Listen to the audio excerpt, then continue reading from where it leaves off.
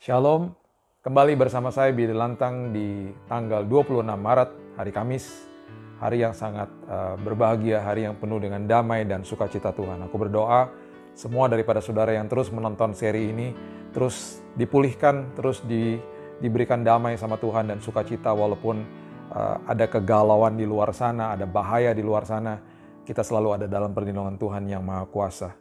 Saudara, pada hari ini kembali kita akan meneruskan eksposisi Mazmur 91. Khusus hari ini kita akan membahas dari ayatnya yang ke-11 dan 12.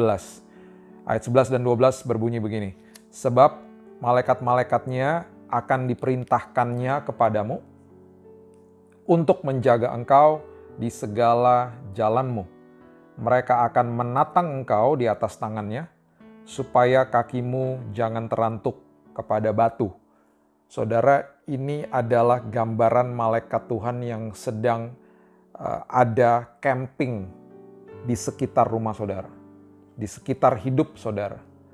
Dan mereka yang diperintahkan sama Tuhan untuk menjaga saudara setiap hari. Kita sudah membahas ayat-ayat sebelumnya, perlindungan Tuhan itu siang dan malam, petang dan juga pada waktu pagi dan siang dan sore dan malam, tengah malam, dan seterusnya. Sepanjang hari perlindungan Tuhan itu nyata dan tetap bagi saudara. Dan di bagian itu banyak berlaksa-laksa malaikat yang dikirim untuk camping all around your house. Untuk berkemah di sekeliling rumah saudara dan hidup saudara. Dan ketika mereka berkemah di situ, siapa yang berani mendekat kepada saudara? Tidak ada satupun bahaya yang bisa mendekat kepada saudara. Ada sebuah peristiwa di firman Tuhan di mana seorang awam seperti kita ini yang tidak bisa melihat secara mata jasmani, dan pada saat itu matanya dibukakan oleh Tuhan sendiri untuk melihat bagaimana siapa yang di pihak kita ini jauh lebih besar daripada apa yang ada di dalam dunia ini. Ini adalah cerita di 2 Raja-Raja 6 dari ayat yang ke-8, kalau saudara baca sampai ayatnya yang ke-23, firman Tuhan mengatakan banyak sekali peristiwa-peristiwa yang luar biasa yang terjadi ketika Raja Negeri Aram menyuruh pasukannya untuk menyerang Israel. Dan ada abdi Allah pada saat itu yang hidup di tengah-tengah mereka yang bernama Elisa.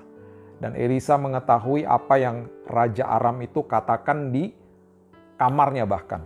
Sampai-sampai dia bisa memberitahu siasatnya kepada bangsa Israel dan pemimpin-pemimpinnya supaya mereka tidak pergi ke tempat-tempat di mana Raja Aram itu menyerang. Sampai-sampai begitu geramnya sampai dia juga sempat bertanya kepada pasukannya, adakah di antara mereka yang menjadi pengkhianat sampai-sampai berita itu bisa selalu bocor ke bangsa Israel.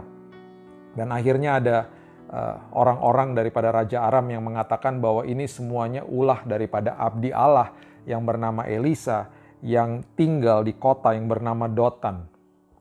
Dan pada saat itu begitu geramnya Raja Aram ini, dan kemudian dia mengirim pasukannya untuk menawan atau pergi menangkap abdi Allah yang bernama Elisa.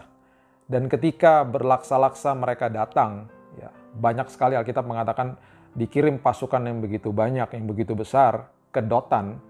Di situ ada pelayan daripada Elisa yang pasti ketakutan melihat lawan yang begitu besar ada di depannya. Dan dengan tenangnya Elisa mengatakan kepada pelayannya, "Gak usah takut." Dan dia berdoa kepada Tuhan, Tuhan celikkan matanya supaya dia bisa melihat apa yang Tuhan sedang lakukan ketika Tuhan mengatakan, "Aku melindungi engkau," ketika Tuhan mengatakan, "Aku mengirim, aku memerintahkan malaikat-malaikatku untuk menjaga engkau, untuk menatang engkau, untuk melindungi hidupmu." Di 2 Raja-Raja 6 ayat 15, firman Tuhan katakan, ketika pelayan abdi Allah bangun pagi-pagi dan pergi keluar, maka tampaklah suatu tentara dengan kuda dan kereta ada di sekeliling kota itu. Lalu berkatalah bujang itu kepadanya, "Celaka Tuanku, apakah yang akan kita perbuat?" Celaka, apakah yang akan kita perbuat? Karena corona sudah masuk Jakarta, corona sudah masuk Indonesia, corona sudah ada di Surabaya, ada di Bandung. ada di beberapa kota yang lain dan lain sebagainya. Mungkin saudara yang pertama-pertama reaksi daripada kita mungkin katakan itu kepada diri kita sendiri. Aduh, gimana ya? Aduh, gimana ya? Ayat yang ke-16. Jawabnya, jangan takut, sebab lebih banyak yang menyertai kita daripada yang menyertai mereka. Lalu berdoalah Elisa, ayat 17, ya Tuhan, bukalah kiranya matanya, supaya ia melihat bahwa Tuhan membuka mata bujang itu. Maka Tuhan membuka mata bujang itu, sehingga ia melihat. Sekarang dia melihat bukan dengan mata jasmani, tapi pakai mata rohani. Tampaklah gunung itu penuh dengan kuda, dan kereta berapi sekeliling Elisa. Haleluya. Ketika orang-orang Aram itu turun mendatangi dia, berdoalah Elisa kepada Tuhan, butakanlah kiranya mata orang-orang ini. Maka dibutakannya lah mata mereka sesuai dengan doa Elisa. Saudara, mari kita datang kepada Tuhan dan percaya bahwa yang berkemah di sekeliling saudara itu jauh lebih besar daripada apapun yang ada di dalam dunia ini. Saya tidak hanya bicara soal virus corona. Saya berbicara tentang apapun bahaya yang ada di dalam dunia ini. Berlaksa-laksa lebih besar bala tentara surga yang berkemah mengelilingi saudara.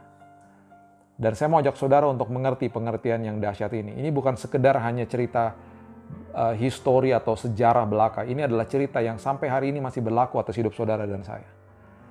Dan jangan lupa, Elisa membutakan mata daripada musuhnya.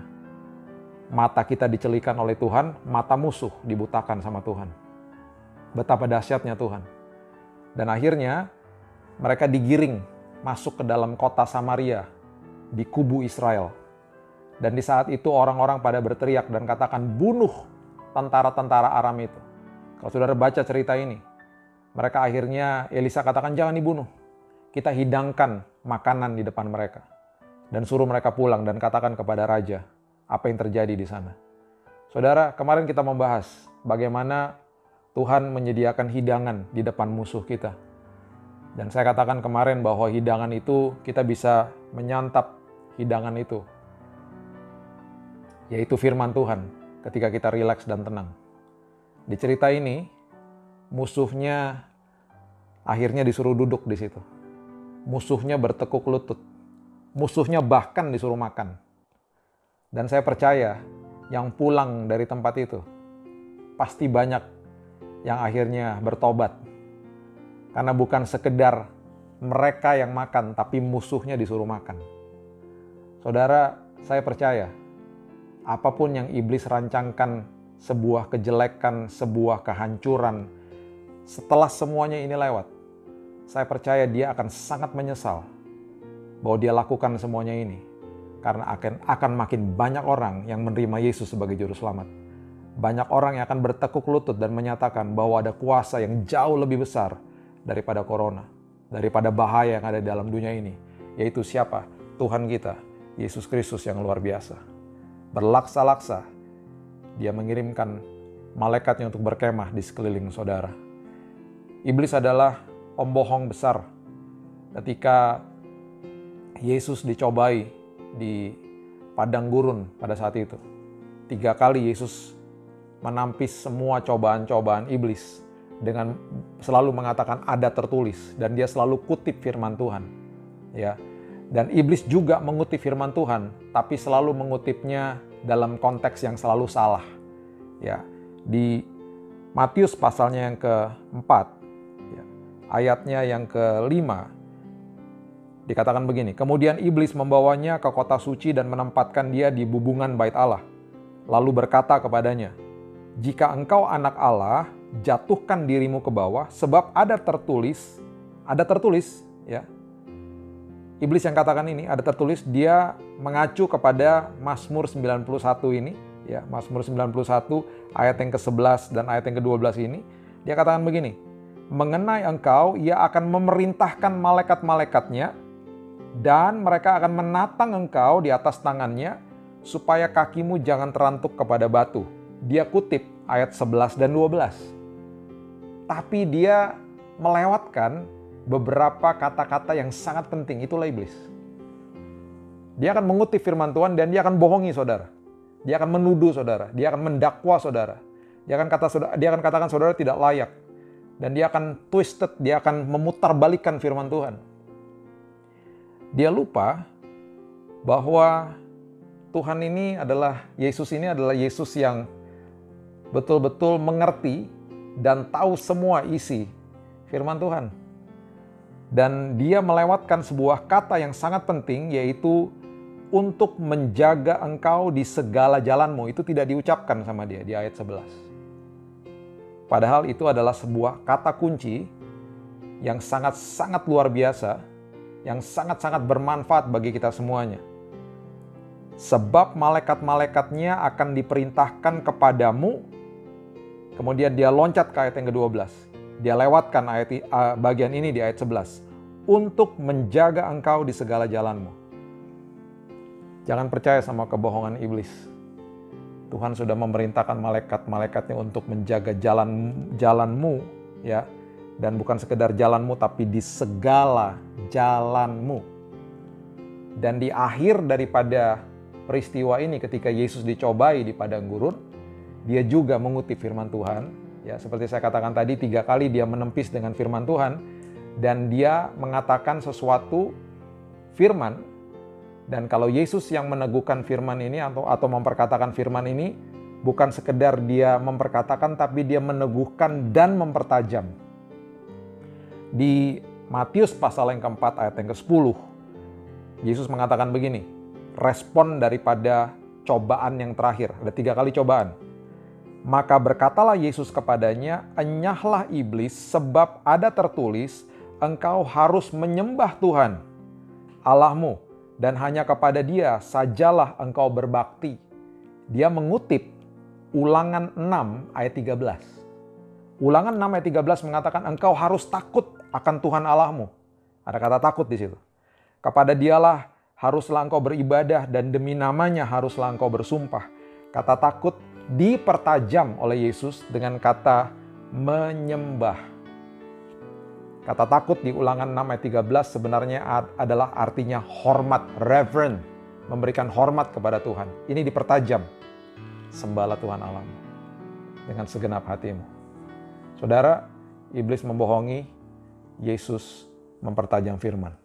Oleh sebab itu, marilah kita memilih siapa yang kita mau percaya. Sekali lagi, Mazmur 91 ayat 11 dan 12 adalah ayat yang memberikan jaminan kepada kita semuanya bahwa Dia sudah memerintahkan malaikat-malaikatnya berkemah di sekeliling saudara dan saya. Tidak usah takut, maju terus, damai beserta dengan saudara dari hari ini sampai Maranatha. Saya terus berdoa setiap hari dan saya selalu ingatkan saudara, jangan lupa jam 9 malam rantai doa tidak boleh stop. Nanti setelah peristiwa ini selesai, saya terus mau ajak saudara, jam 9 malam dimanapun saudara berada, terus berdoa. Berdoa bagi keluargamu, berdoa bagi dirimu, berdoa bagi bangsa Indonesia. Jangan pernah stop rantai doa ini. Karena Tuhan selalu mencari partner doa, supaya kehendaknya terjadi di bumi seperti di surga. Shalom, salam sejahtera, God bless you. Sampai jumpa besok hari.